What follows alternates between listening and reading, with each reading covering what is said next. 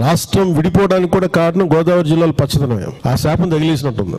ఈరోజు గోదావరి జిల్లాలో మొత్తం తెలంగాణ నాయకులంతా అంటారు కొబ్బరి చెట్లతో చాలా ఆనందంగా ఉంటుంది, మీరు ఏమంటుందని పచ్చదనంతో చాలా బాగుంటుందండి. ఈరోజు కొబ్బరి చెట్లు ముండలు కూడా లేవు, అంత దిష్టి తగిలింది కోనసీమకి. ఇప్పుడు వాస్తవానికి ఎవడన్నా పోయించండి హైదరాబాద్ నుంచి ఆడికి తగిలితే వాళ్ళ దృష్టి ఏడా తగులుతుంది, కానీ ఆడికి పోనోని దృష్టి ఏడా తగులుతుంది ఏం తెలియదు. ఈ అటువంటి వాళ్ళు ముఖ్యమంత్రులు ఉప ముఖ్యమంత్రులు అవుతారు. ఏం చెప్తాం మరి మనం మాట్లాడేటప్పుడు నాలుగు కంట్రోల్ లేకుండా బుర్రకు పని పెట్టకుండా మనం కట్టుకుంటాం. ఆయన దిష్టి బొమ్మ వద్దన్నాడు, మనం ఆపినామా? పిచ్చి మాటలు, తెలివి తక్కువ మాటలు, మైండ్లెస్. రైట్. ఇది పవన్ కళ్యాణ్ గారు కాకినాడ ఒక ప్రభుత్వ కార్యక్రమాలు అలాగే పార్టీ కార్యక్రమాలకు సంబంధించి ఆయన అటెండ్ అయిన దాంట్లో కొబ్బరి చెట్టు ఎలా పెరిగి అంటే వయసు వచ్చిన కొడుకు ఎదిగి చనిపోతే ఎంత బాధ ఉంటుందో కొబ్బరి చెట్లు కూడా అలానే కోనసీమ ప్రజలకి కొడుకులు లాంటివి అలా ఎండిపోతున్నాయి, ఎలాంటి సమస్యలు ఉన్నాయి, మరి ఏం దిష్టి తగిలిందో ఏంటో అని. అంటే రైతులు అక్కడున్న సమస్యల మీద ఏదో చెబుతుంటే తెలంగాణ వాళ్ళ దిష్టి ఏమన్నా తగిలిందేమో అనేది చాలా కాకతాళీయంగా అన్న అయి ఉండొచ్చు. ఆయన అన్న దాంట్లో స్ట్రాటజీగా అయినా అయి ఉండొచ్చు పక్కాగా. ఒకటి దానికి ఇక్కడ బీఆర్ఎస్ పార్టీ నాయకులు కూడా ఎలా స్పందించారు ఇప్పుడు చూసిన వీడియోలో చూసాం.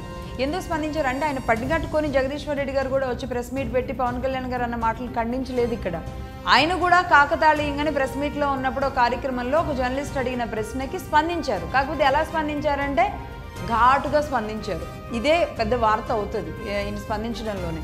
జగదీశ్వర్ రెడ్డి గారు ఈ మధ్య కవిత విషయంలో కానీ లేదంటే ఎవరు ఏమన్నా స్పందిస్తూ ఉన్నారు. ఒక రకంగా జగదీశ్వర్ రెడ్డి గారు కేసీఆర్ గారికి సంతోష్ గారి కంటే ముందుగా చాలా దగ్గరగా ఉండే వ్యక్తి. కాస్త ఈ మధ్య గ్యాప్ వచ్చింది పార్టీ దీని తర్వాత ఇది ఉండి ఇప్పుడు మళ్ళీ రక్షణ కవచంలాగా ఉండాలనుకుంటున్నారేమో కానీ జగదీశ్వర్ రెడ్డి గారు కాస్త ఇలాంటి వాటి అన్నింటికీ గట్టిగా స్పందిస్తూ ఉన్నారు. అందులో బార్డర్లో ఉండే జిల్లా కాబట్టి వీళ్ళది సూర్యాపేట, ఇంకాస్త ఇటు అటు మధ్యలో ఉండి మాట్లాడుతున్నారు. కానీ ఇక్కడ ఒక విషయం స్ట్రైట్గా చెప్పదలుచుకున్నా. పవన్ కళ్యాణ్ గారు స్ట్రాటజీగా అన్నారా కాకతాళీయంగా అన్నారా?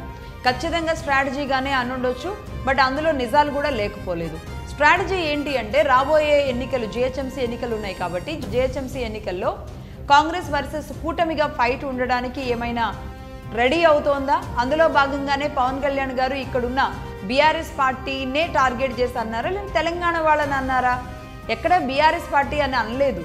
తెలంగాణ వాళ్ళని అనగానే తెలంగాణ వాళ్ళంతా బీఆర్ఎస్ పార్టీ వాళ్ళు ఏం కాదు. బట్ ఓకే, మరి మేబీ ఛాన్సెస్ ఆర్ దేర్. కూటమి ఇక్కడికి వస్తే కనుక జనసేన ఆల్రెడీ జిహెచ్ఎంసీ ఎన్నికలు కూడా త్వరలో రాబోతున్నాయి కాబట్టి జిహెచ్ఎంసీ ఎన్నికలలో గతంలో కూడా జనసేన బీజేపీకి సపోర్ట్ ఇస్తూ ముందుకెళ్ళింది కాబట్టి ఇక్కడ బీజేపీకి సపోర్ట్గా ఇస్తూ అన్నా రావాలి, లేదంటే టీడీపీ ఫ్లేవరు టీడీపీ కూడా ఇక్కడ ఉంది కాబట్టి బీజేపీ కూడా బలంగా జిహెచ్ఎంసీలో ఉంటుంది కాబట్టి జనసేన కూడా ఉంది కాబట్టి ఇలా అయినా సరే ఒకటి జరిగి ఉండొచ్చు.